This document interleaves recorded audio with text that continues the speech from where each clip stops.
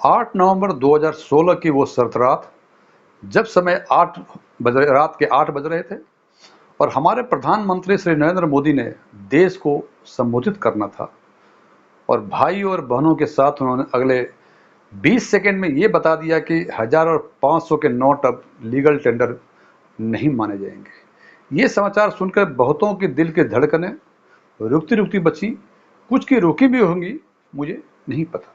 खैर, उस अनाउंसमेंट के बाद दूसरे दिन से 1000 और 500 के नोट लीगल टेंडर नहीं रहे, तो उसके बदले बाजार में कुछ नए नोट आने थे। इसको देखते हुए रिजर्व बैंक ऑफ इंडिया ने मार्च 2017 तक टोटल 2000 के नोट जितने सर्कुलेशन में निकाले गए थे उसके 90% के आसपास उन्होंने इशू कर दिए और उसके बाद उन्होंने 10% जो और बचे थे वो धीरे धीरे उन्होंने इशू किया। जनजीवन सामान्य हो गया, लोग अभ्यस्त हो गए ये मान के कि 2000 के नोट भी मुझे रखने हैं, उसको यूज़ करना है, और 1000 और 500 के पुराने नोट निकाल दिए गए। उसके बदले 200 के नोट भी आए, फिर 500 के भी नए सीरीज के नोट आए। सामान्य जीवन सामान्य हो गया।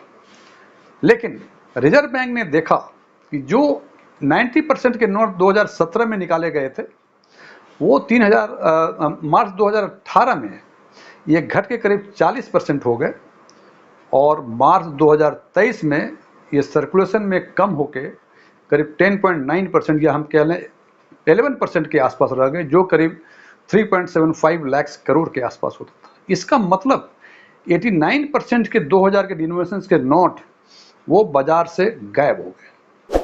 अब रिजर्व बैंक का कहना है, उनके प्रेस रिलीज के अनुसार उनका कहना है कि नॉर्मल जो लाइफ होती है नोट्स की अंडर क्लीन नोट पॉलिसी, जो रिजर्व बैंक ऑफ इंडिया का क्लीन नोट पॉलिसी है, उसके अनुसार एक आम नोट की यूजफुल लाइफ 4 से 5 साल होती है।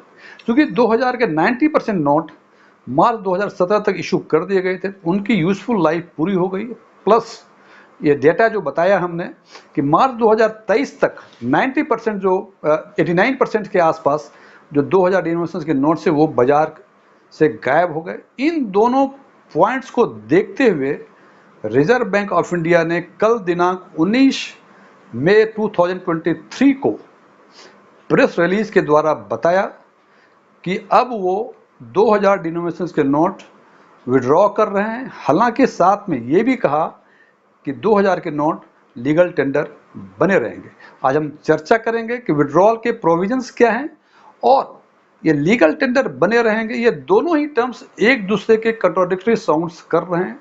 हम चर्चा करेंगे इसी बात पे आज कि विड्रॉल के प्रोविजंस क्या हैं, कैसे विड्रॉ किए जाएंगे और ये लीगल टेंडर कैसे बने रहेंगे।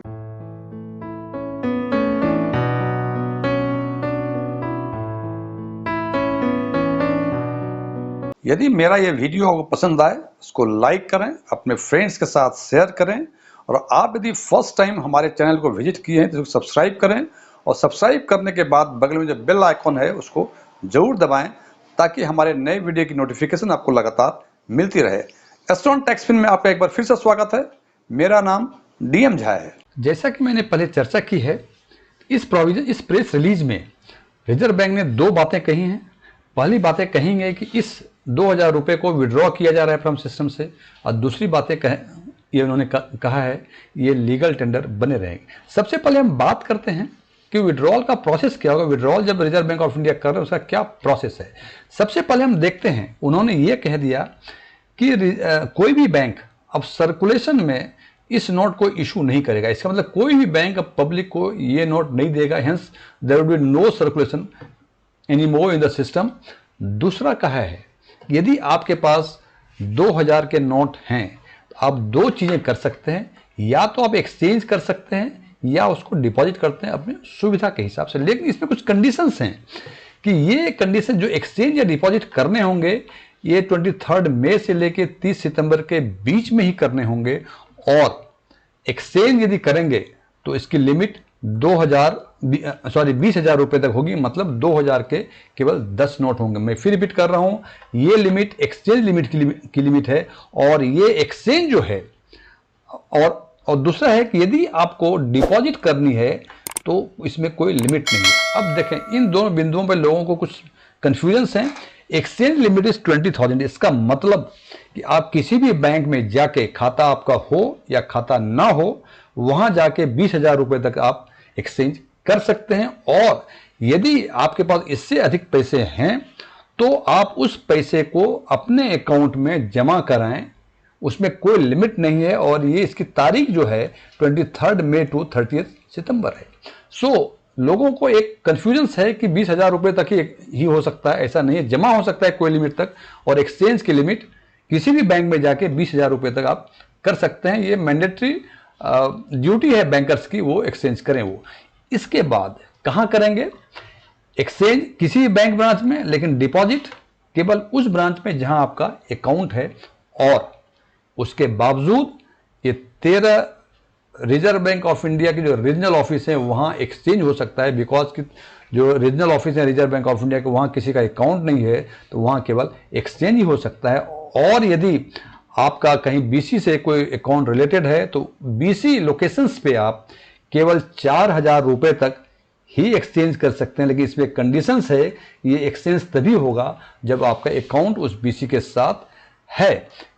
मैं फिर रिपीट कर रहा हूं, इस कंडीशंस में 20,000 आपका जो होगा वो किसी भी बैंक ब्रांच में विदाउट हैविंग एनी अकाउंट आपका एक्सचेंज हो सकता है। लेकिन बीसी लोकेशन पे एक्सचेंज 4,000 रुपए तक ही होगा, that too only those persons who are maintaining account with that BC.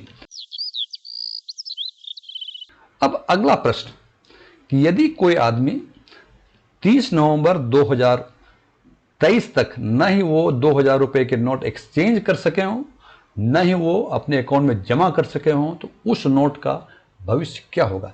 इसके लिए मैं रिजर्व बैंक ऑफ इंडिया के वेबसाइट पे गया और वहाँ एक फ्रिक्वेंटली आस्क्ड क्वेश्चन भी इन्होंने अपलोड किया हुआ है। और उस क्वेश्चंस में क्वेश्चन नंबर 14 में लिखा है, what will happen if one can not deposit exchange ₹2,000 bank note immediately. Reserve Bank of India का उसमें आंसर दिया हुआ है, to make the entire process smooth and convenient for the public a period of over 4 months has been given for deposit and और exchange of ₹2,000 bank note. इन्होंने कहा कि ये सुविधाजनक हो पब्लिक के लिए, इसके लिए इसको 4 महीने का टाइम दिया गया है। And members of the public are therefore encouraged to avail this facility within the allotted time. सवाल था कि 2,000 के नोट यदि इस टाइम तक जमा नहीं हो सके तो क्या होगा? जवाब दिया उन्होंने कि स्मूथ फंक्शन के लिए 4 महीने का टाइम दिया गया है और पब्लिक को इनकरेज किया जा रहा है कि वो अलॉटेड टाइम के अंदर उसको या तो एक्सचेंज कर लें या वो डिपॉजिट कर लें। अब सवाल ये देखें कि इस जवाब से हमें लगता है कि रिजर्व बैंक ऑफ इंडिया इस बात का जवाब देना नहीं चाहती अभी स्पष्ट रूप से कि उसके बाद क्या होगा।